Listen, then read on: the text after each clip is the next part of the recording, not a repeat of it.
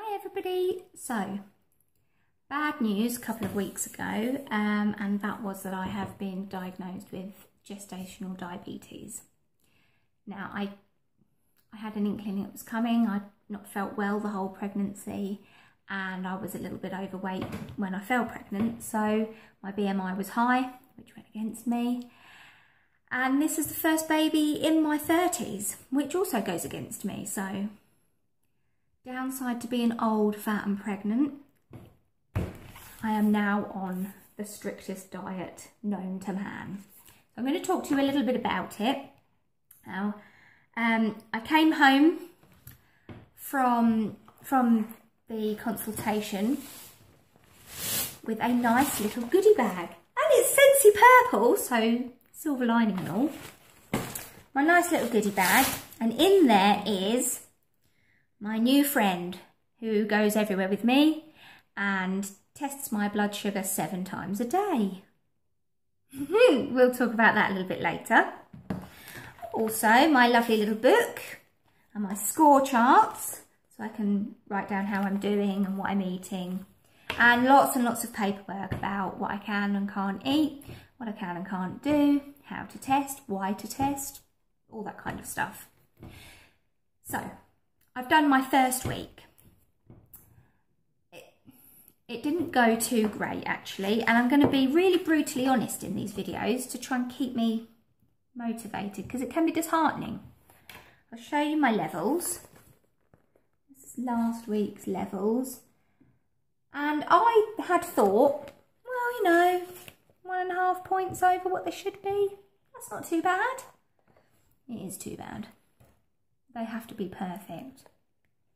They are slave drivers down at the hospital.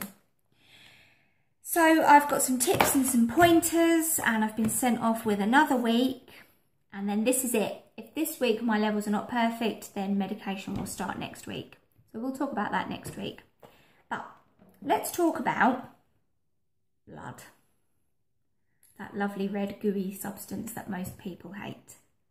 Now this is the AccuCheck Mobile, and it does look pretty posh, doesn't it? There's 2 parts to it.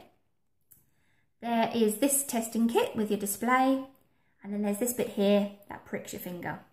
So no sharps, no blood products, no nothing yucky in the house, which is much better.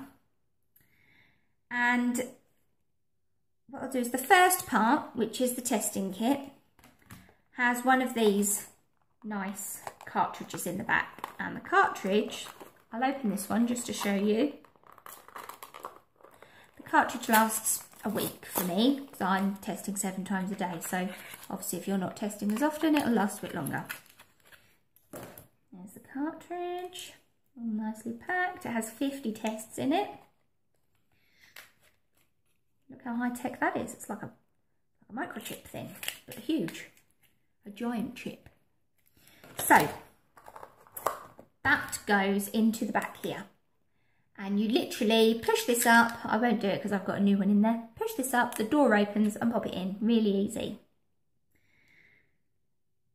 Now in this part here, see there, you can pull it off, and then you pull out a little, let's get them out and show you, one of these little doodahs. Tiny little things. And you literally just shove it up its butt. And away you go. So really simple and easy to use. Even I have mastered it, and that is saying something. So let's turn it on and see how we have done. To turn it on, you just slide that little bit across the bottom there. You'll see the screen flash up. It's telling me I've got 45 tests left. Make sure to wash my hands, which I have just done. You don't want to see me washing hands in the video. Now, to take the test. So, we have a clean hand, and we have our machine. And we literally just pop a finger under there and push. Now, it just feels like a really small electric shock. Or if you've ever used one of those, the mosquito things that you stick on your bites, that give you a little shock. It just feels like one of those. So there's my tiny droplet of blood can barely see it. And then you can see at the bottom there is the test strip. So I want to try and fill the test strip with my blood.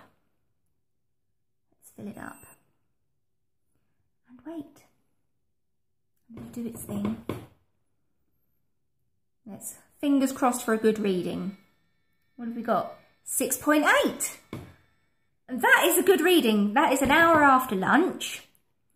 And obviously my lunch, my body has tolerated my lunch. Doesn't happen often. Certainly didn't happen last week. So I'm really pleased with that. Really pleased with that. It's the first time I've got below 7, which is what they're looking for. So I shall mark it down in my book.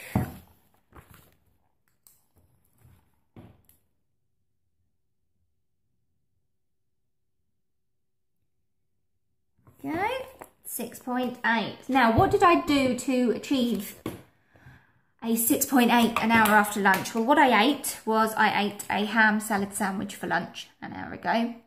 And the sandwich was on seeded granary bread.